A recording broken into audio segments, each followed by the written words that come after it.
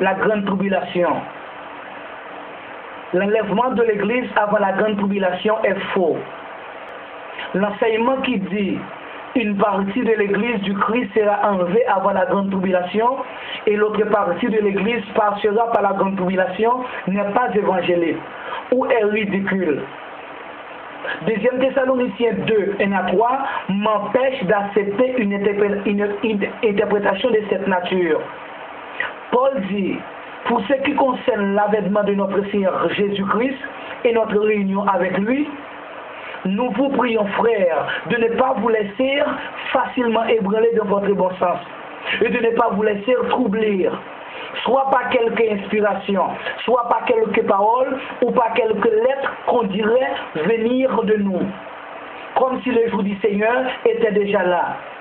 Que personne ne vous séduise d'aucune manière, car il faut que l'apostasie soit arrivée auparavant et qu'on ait vu paraître l'homme du péché, le fils de la perdition. Que personne ne vous séduise d'aucune manière, car il faut que l'apostasie soit arrivée auparavant et qu'on ait vu paraître l'homme du péché, le fils de la perdition. Maintenant, lisons-nous le verset 7 du même chapitre. Car le mystère de l'iniquité agit déjà. Il faut seulement que celui qui le retient encore ait disparu. Beaucoup disent que celui qui le retient est l'Église du Christ. Cela veut dire que quand l'Église sera enlevée du monde, l'Antichrist se manifestera. Comment puis-je croire? Cette interprétation sur le verset 3 m'a déjà dit que l'homme impie viendra avant. Le verset 7 ne peut pas être en contradiction avec le verset 3. Je voudrais donner un conseil aux prédicateurs de cette fausse doctrine de demander à Dieu, selon sa volonté, de les donner à travers de son Esprit Saint l'interprétation de ce verset et d'autres versets qui parlent aussi de ce grand thème, lesquels pourra être une occasion de chute. Tandis que le verset 8 m'a dit que le Seigneur des Seigneurs viendra sur le gouvernement de l'Antichrist. Voici ce que l'apôtre Paul a dit. Et alors paraîtra l'épée que le Seigneur Jésus détruira par le souffle de sa bouche et qu'il anéantira par l'éclat de son avènement. C'est exactement ce qui passera au chapitre 19 de l'Apocalypse. À partir du verset 11, nous lisons ensemble. Puis je vis le ciel ouvert. Et voici parut un cheval blanc. Celui qui le montait s'appelle fidèle et véritable. Et il juge et combat avec justice. Ses yeux étaient comme une flamme de feu. Sur sa tête étaient plusieurs diadèmes. Il avait un nom écrit que personne ne connaît, si ce n'est lui-même. Il était revêtu de vêtements teints de sang. Son nom est la parole de Dieu. Les armées qui sont dans le ciel les suivaient sur des chevaux blancs, revêtus d'un fin lin blanc pur. De sa bouche sortait une épée aiguë pour frapper les nations. Il les perdra avec une verge de fer. Et il foulera la cuve du vin de l'ardente colère du Dieu Tout-Puissant. Il avait sur son vêtement et sur sa cuisse un nom écrit, Roi des rois et Seigneur des seigneurs. Et je vis un ange qui s'était né dans le soleil. Il cria d'une voix forte, disant à tous les oiseaux qui volaient par le milieu du ciel, venez, rassemblez-vous pour le grand festin de Dieu, afin de manger la chair des rois, la chair des chefs militaires, la chair des puissants, la chair des chevaux et de ceux qui le montent, la chair de tous, libres et esclaves, petits et grands. Et je vis la bête et les rois de la terre et leurs armées rassemblés pour lui faire la guerre à celui qui était assis sur le cheval et à son armée. Et la bête fut prise et avec elle le faux prophète, qui avait fait devant elle les prodiges par lesquels il avait séduit ceux qui avaient pris la marque de la bête et adoré son image. Ils furent tous les deux jetés vivants dans les temps ardents de feu et de soufre. Dans ce chapitre 19 de l'Apocalypse, on observe non seulement la destruction de l'Antéchrist et le faux prophète, mais aussi de tous les êtres humains. Ceux qui recevront la marque de la bête, cela veut dire que le chapitre 19 de l'Apocalypse marquera la fin du monde physique.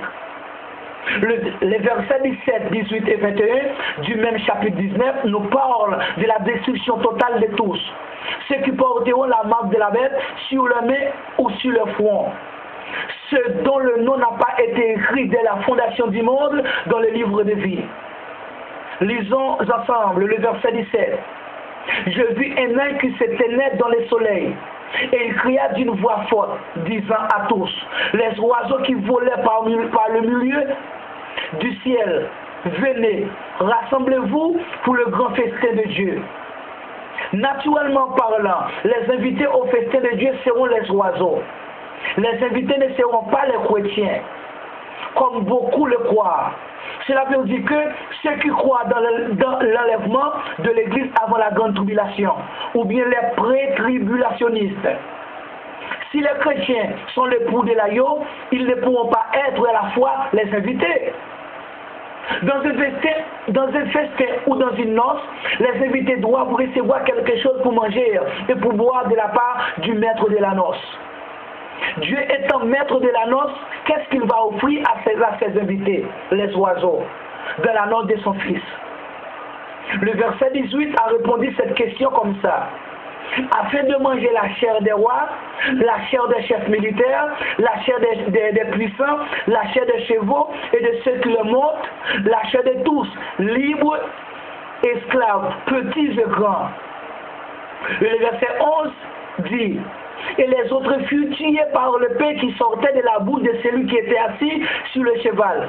Et tous les oiseaux se rassasièrent de leur chair. La nourriture sera la chair de tous les habitants de la terre, de toute couche sociale. Ceux dont leur nom n'a pas été écrit dans le livre de vie de la fondation du monde. Et la boisson sera le sang de tous, petits et grands, et libres et esclaves. Ici, c'est la fin du monde physique. Une autre question, si on parle des noces, où est l'épouse qui est l'Église, avec laquelle Jésus ou celui qui est assis sur le cheval blanc va se marier? Et le verset 7 du même chapitre 19 l'a répondu.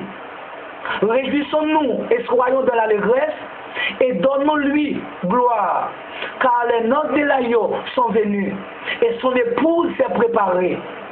La réponse est, l'épouse est encore sur la terre. Elle s'est préparée pour les noces. Étant sous la partie finale de la grande tribulation, c'est ce que nous observons dans le chapitre 13, verset 7 de l'Apocalypse, lequel nous dit les paroles suivantes. Il lui fit donner de faire la guerre aux saints et de les vaincre. L'Église n'était pas enlevée dans le chapitre 4 de l'Apocalypse comme les prédicateurs pré-tribulationnistes et leurs disciples croient. Cette fausse doctrine a été prédestinée par Dieu même, laquelle allait causer la chute de beaucoup. Cela veut dire que ceux dont leur nom n'a pas été écrit dans les livres de vie de la fondation du monde. Apocalypse 13, verset 8. Ces gens-là, ces pré-tribulationnistes, sont la moitié des 10 vierges qui pensaient que Christ allait venir dans le temps fixé par eux-mêmes. Ce temps était fixé avant la grande tribulation. Quand ils verront que Jésus n'apparaîtra pas avant la grande tribulation, ils auront l'accusé d'être en retard. Et cette croyance causera leur chute et leur destruction. Voici le déroulement de la parabole. Alors le royaume des cieux sera semblable à 10 vierges qui, ayant pris leur lampe, allèrent à la rencontre de l'époux. 5 d'entre elles étaient folles et 5 sages. Les folles, en prenant leur lampe, ne prirent point d'huile avec elles. Mais les sages prirent avec leur lampe de l'huile dans des vases. Comme l'époux tardait, toutes s'assoupirent et s'endormirent. Je répète. Comme l'époux tardait, toutes s'assoupirent et s'endormirent. Au milieu de la nuit, on cria, voici l'époux, allez à sa rencontre.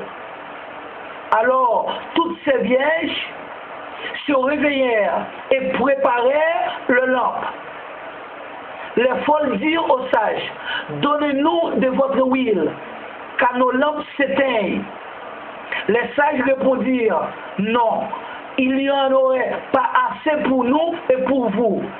Allez plutôt chez ceux qui en vendent et achetez-en. Achetez-en pour vous. Pendant qu'elles allaient en acheter, l'époux arriva. Celles qui étaient prêtes entrèrent avec lui dans la salle des noces. Et la porte fut fermée.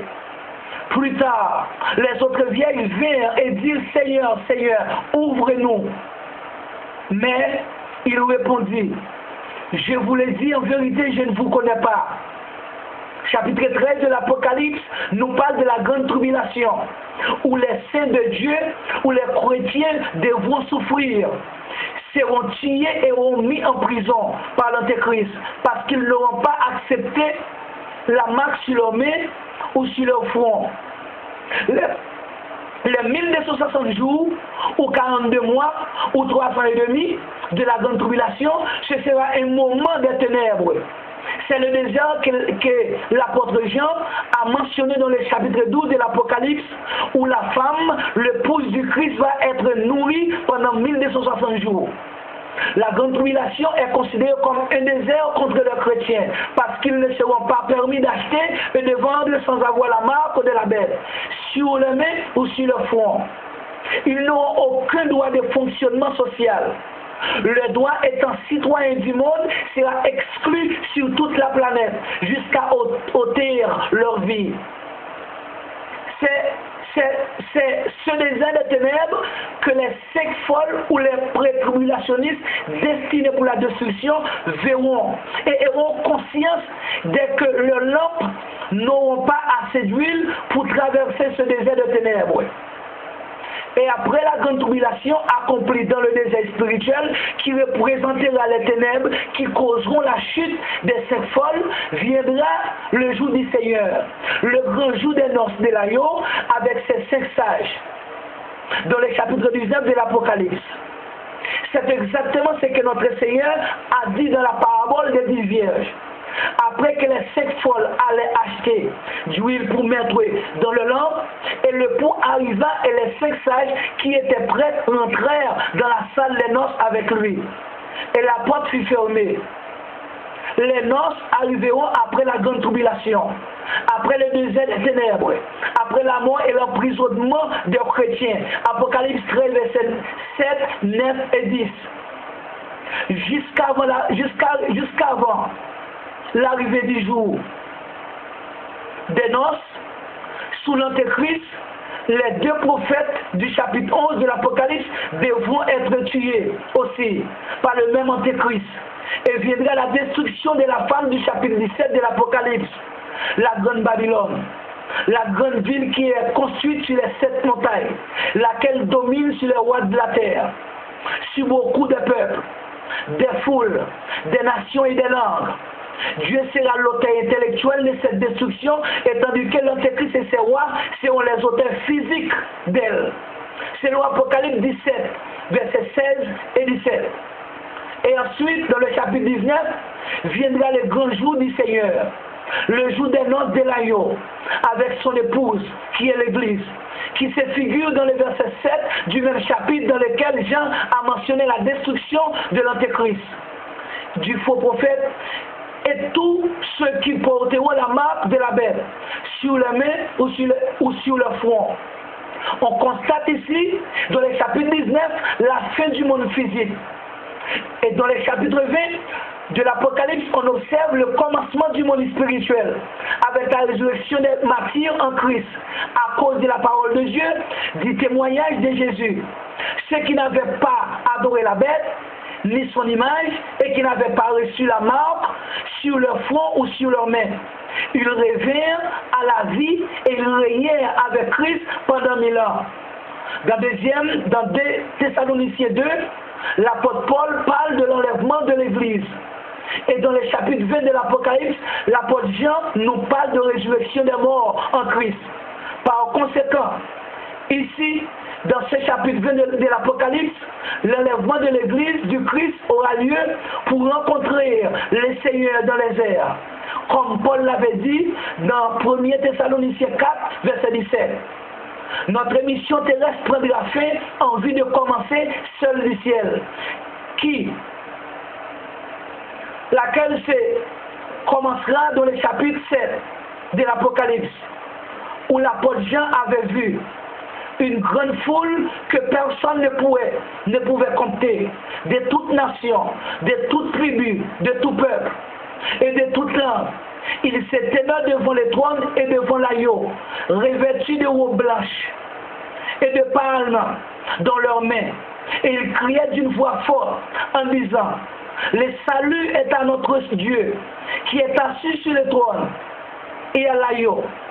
Et tous les anges se tenaient autour du trône, et des vieillards et des 4 êtres vivants. Et ils se prosternèrent sur leur face devant le trône, et ils adorèrent Dieu en disant: Amen. La louange, la gloire, la sagesse, l'action de grâce, l'honneur, la puissance et la force soit à notre Dieu, au siècle des siècles. Amen.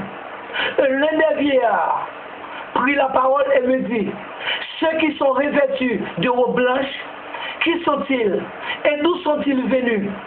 Je lui dis: mon Seigneur, tu le sais. Et il me dit: ce sont ceux qui viennent de la grande tribulation. Ils ont lavé leurs robes et ils les ont blanchis dans le sang de l'agneau. Tous ceux qui appartiennent à cette grande multitude seront des martyrs en Christ.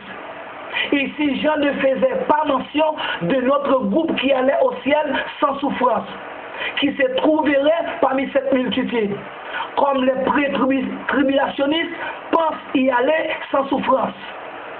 Les pré-tribulationnistes ne devraient pas oublier que la promesse faite par Christ est la suivante: si nous mourons avec lui, ou si nous souffrons pour lui, nous rayerons avec lui.